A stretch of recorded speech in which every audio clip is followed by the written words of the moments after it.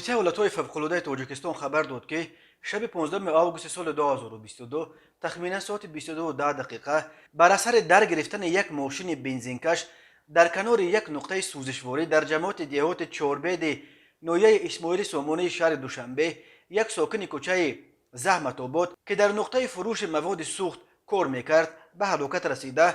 دو نفر دیگر جراحت برداشتند. بنا به گزارش سردار بخش ولایت‌های فوق‌العاده نویه ورزاب، یک ماشین تمغه کم است که متعلق به شرکت سارا اویل بوده و بنزین میکشید در نزد آشخانه دولتوفا در جماعت چوربیت به سبب‌های نامعلوم آتش گرفت. آتش به آشخانه رسیده و این بنا را پوره به کام خود کشیده است. به اطلاع سردار بخش ولایت‌های فوق‌العاده در این سوختار یک کارمند نقطه تامین سوزشواری به هلاکت رسیده. دو شهروند دیگر با جراحت‌های گوناگون به بیمارستان انتقال داده شدند. شخص ففتیده ساکن کوچه زحمت آباد شهر دوشنبه بوده 28 سال داشته است. جراحت برداشتگان یک ساکن 42 ساله جماعت دیهات خرنگان نویه ورزاب و دومی ساکن دیهه وحدت جماعت دیهات سامانی نویه ایسار بوده 45 سال داشته است. اولی 92% اعضای بدنش در این سوختار سوخته و دومی با 44% بدن سوخته بستری کرده شده است.